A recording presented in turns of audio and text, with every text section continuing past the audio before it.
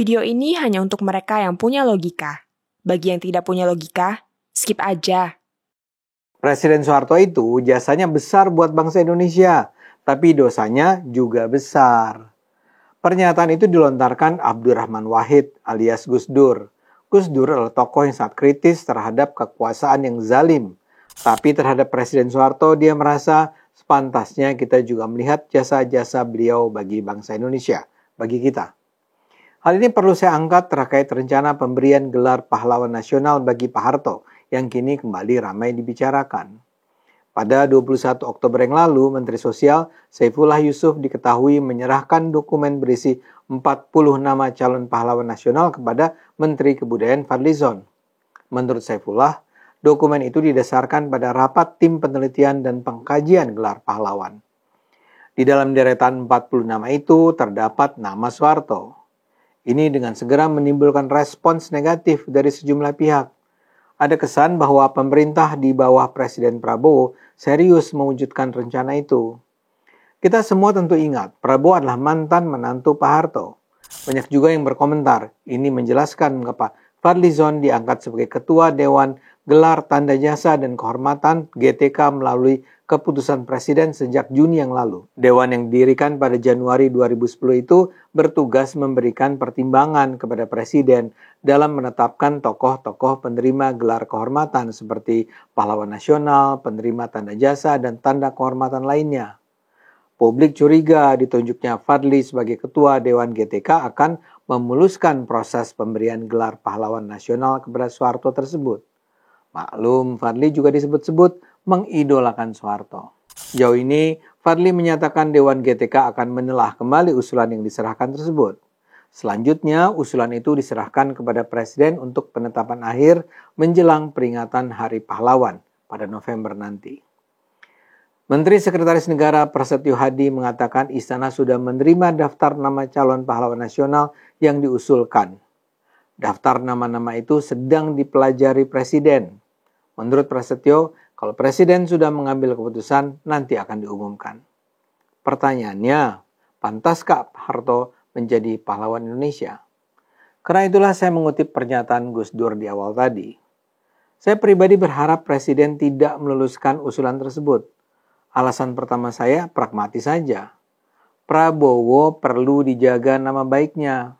Kondisi politik Indonesia juga harus tetap dipelihara. Bila sekarang Prabowo menetapkan Pak Harto sebagai pahlawan, bukan saja nama Prabowo akan tercoreng, ini juga akan mendorong tumbuhnya gerakan-gerakan protes dan perlawanan yang sama sekali tak dibutuhkan bagi Indonesia. Alasan kedua saya lebih substantif. Seperti dikatakan Gus Dur, jasa Pak Harto memang banyak. Dan ini memang harus diingat oleh bangsa Indonesia. Tapi dosa-dosanya juga terlalu banyak. Bahkan kalau dihitung-hitung, dosa-dosanya jauh lebih besar. Coba kita perhitungkan ya. Pertama, apakah jasa Pak Harto? Saya akan katakan jasa terbesarnya adalah mengakhiri pemerintahan Orde Lama. Betapapun orang mengagumi Bung Karno, sulit kita melupakan fakta bahwa pemerintahannya berantakan, setidaknya secara politik dan secara ekonomi. Sekedar ilustrasi, di tahun 65 angka inflasi Indonesia mencapai 600%. Pak Harto juga berjasa menghentikan kekuasaan komunisme.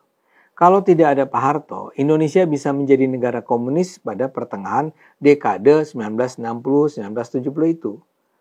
Di bawah Pak Harto, ekonomi Indonesia tumbuh, nilai rupiah menjadi stabil, inflasi turun drastis, dan kepercayaan internasional meningkat.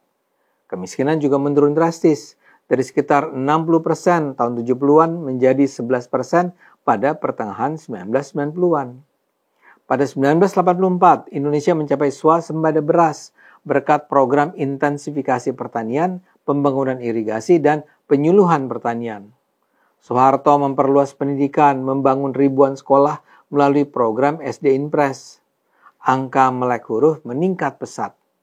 Di bidang kesehatan, dibangun puskesmas di berbagai kecamatan serta posyandu untuk pelayanan ibu dan anak. Dia juga memulai pembangunan besar-besaran jalan raya, pelabuhan, waduk, dan jaringan listrik. Banyak infrastruktur dasar yang masih digunakan hingga kini dibangun pada era Orde Baru. Jadi, Presiden Soeharto adalah presiden yang punya sumbangan besar bagi kesejahteraan rakyat Indonesia selama 31 tahun berkuasa. Masalahnya seperti dikatakan Gus Dur, dosanya juga besar. Salah satu yang paling awal adalah apa yang dilakukannya pada gerakan komunis. Dia menghabisi Partai Komunis Indonesia dengan cara yang bengis dan brutal. Ada banyak versi mengenai berapa jumlah orang PKI yang dibunuh. Sebagian versi menyebut ada lebih dari 1 juta orang dihilangkan nyawanya. Yang mati bukan hanya anggota PKI, tapi orang yang diduga PKI, pendukung PKI, anggota keluarga PKI, teman-teman PKI, atau bahkan warga biasa yang sial karena menjadi korban fitnah bahwa dia itu PKI. Yang tidak mati tidak lebih beruntung. Mereka dihabisi hak politik, hak sosial, hak ekonomi, dan hak asasi manusianya. Di masa Orde Baru, semua orang yang terindikasi PKI juga harus mengalami penderitaan luar biasa. Banyak dari mereka diintimidasi, didiskriminasi, dan stigmatisasi seumur hidup. Soeharto berada di belakang dan bertanggung jawab atas tragedi berpuluh-puluh tahun ini. Selama memimpin Indonesia setelah Soekarno tumbang, Soeharto menjadi panglima dengan tangan besi. Ada begitu banyak kejahatan HAM dilakukan. Salah satu yang sangat terkenal adalah peristiwa Tanjung Priok pada 12 September 1984. Pemerintah Soeharto ketika itu menurunkan pasukan untuk mengatasi gerakan masyarakat yang mengkritik pemerintah. Sedikitnya 9 orang tewas terbakar dalam kerusuhan tersebut dan 24 orang tewas oleh tindakan aparat. Ada pula tragedi Talang Sari 1989 yang terjadi pada 7 Februari 1989 di Dusun Talang Sari 3, Lampung Tengah. Tentara kembali diturunkan untuk melawan masyarakat yang menolak penerapan asas tunggal Pancasila. Komnas HAM mencatat tragedi Talang Sari menelan 130 orang terbunuh. Di bawah Soeharto, kebebasan sipil juga diberangus, surat kabar dan majalah ditutup, dibredel. Para tokoh oposisi ditangkap, dihilangkan, dihabisi hak politik, ekonomi, dan hak asasinya. Partai politik dibubarkan atau juga digabung-gabungkan sehingga hanya ada 3 partai politik di Indonesia, Golkar, P3, dan PDI. Organisasi mahasiswa seperti Senat Mahasiswa dan Dewan Mahasiswa dibubarkan, para pemimpinnya ditangkap. Demonstran kerap dipukuli atau bahkan ditembaki. Diskusi dan seminar digeruduk oleh aparat keamanan. Tanah rakyat dirampas dan lawan bisnis keluarga Soeharto dimatikan hak hidupnya. Selain soal pelanggaran HAM, tentu kita harus menyebut kejahatan korupsi Soeharto. Perserikatan Bangsa-Bangsa pernah menerbitkan dokumen penelitian tentang korupsi di zaman Orde Baru berjudul Stolen Asset Recovery atau pemulihan aset yang dicuri. Dokumen PBB itu menyebut Soeharto sebagai diktator paling korup di dunia. Salah satu teknik korupsi Soeharto adalah melalui yayasan yang dibentuknya. Pada 1976, Soeharto mengeluarkan peraturan Presiden nomor 17 yang menetapkan 5% sisa laba bersih milik bank pemerintah harus disumbangkan ke yayasan-yayasannya seperti Super Semar, Darmais, dan Dana Abadi Karya. Dana yang terkumpul ini yang digunakan Soeharto untuk memperkaya diri dan keluarganya. Melalui antara lain dana inilah putra-putri Soeharto menjadi kelompok usaha raksasa. Seperti saya bilang, dosa Soeharto sangat besar. Karena itu banyak pihak menolak pengusulan itu. Pada Mei lalu, sejumlah organisasi masyarakat sipil seperti Gerakan Masyarakat Adili Soeharto atau GEMAS, Amnesty International Indonesia, Kontras, Korban Peristiwa 1965, akademisi dan aktivis lainnya menemui Menteri Sosial. Mereka memberikan surat terbuka yang ditandatangani lebih dari 100 tokoh dan lembaga yang tegas menolak Soeharto diberi gelar pahlawan nasional. Menurut mereka, usulan ini melanggar Undang-Undang Nomor 20 Tahun 2009 tentang gelar tanda jasa dan tanda kehormatan yang melarang pemberian gelar pahlawan untuk tokoh dengan catatan pelanggaran HAM. Penolakan juga disampaikan Guru Besar Ilmu Politik UIN Jakarta dan pendiri SMRC Saiful Mujani dalam postingan di page Facebooknya. Dia mengajak netizen menandatangani petisi online yang berjudul Tolak Gelar Pahlawan Nasional untuk Soeharto.